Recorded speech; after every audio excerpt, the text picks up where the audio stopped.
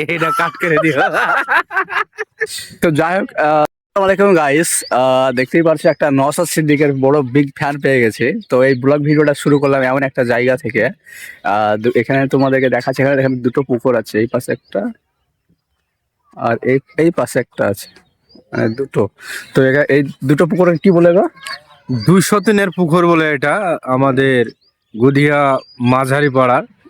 এটা 200 দিনের পুকুর। তো 200 দিনের পুকুর বলার কারণ হচ্ছে, আমি তোমাদেরকে দেখাচ্ছি। এই পুকুরটা দেখতে পাচ্ছি, এটা হচ্ছে মাঝারি। এটার নাম হচ্ছে মাঝারি, এটা রোড। আর এই মাঝারি সাইড দিয়ে একটা দেখতে পাচ্ছ একটা রাস্তা, তো রাস্তাতে কেলেন হচ্ছে। তার পাশেই একটা আরেকটা পুকুর আছে, তোমাকে দেখাবো। সেম মানে একটু ছোট বড় হতে পারে। এই দেখতে পাচ্ছ, সেম একটা অনেকটাই বড়, কিন্তু দেখে কাছে গেলে দেখাতে পারতাম।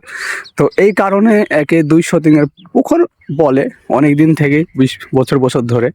তো এই পুকুরটা এরিয়াটা অনেকটাই, দেখতে পাচ্ছ এই এরিয়াটা। তারপরে এই সাইডে একটা কিন্তু দেখতে পাচ্ছ ব্রিজ আছে।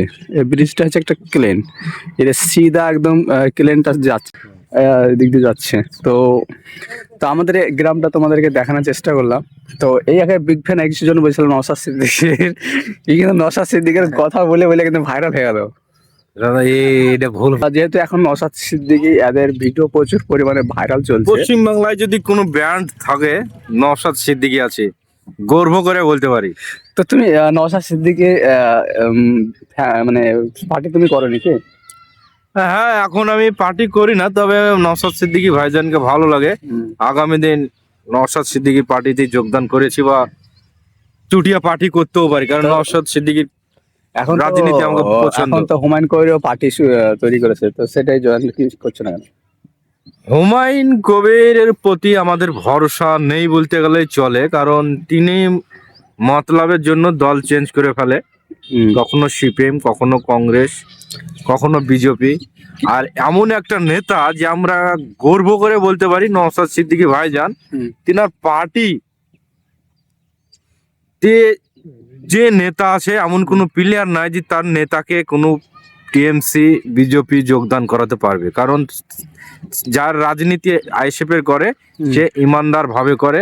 আর তার রাজনীতি না, সেটা তার সেটাই ধর্ম হয়ে যায়। কিন্তু নওশাদ সিদ্দিকী যাই হোক, তুমি পছন্দ করো তার সবকিছু, কিন্তু তুমি সবকিছু খবরের মানুষ সোশ্যাল মিডিয়ায় নওশাদ সিদ্দিকী কখন আলো, কখন গেল, কখন মুর্শিদাবাদে ঢুকলো, তুমি মুর্শিদাবাদ নওশাদ সিদ্দিকী আসছে বললেই তোমার ভিডিও ভাইরাল কেন? এটা আমি ভাইজানের গ্রুপে আচ্ছা, আমি অ্যাড আছি গ্রুপের। কখন ভাইজান কোথায় যায়, কখন আসে, সেটা আমার কাছে পৌঁছায়।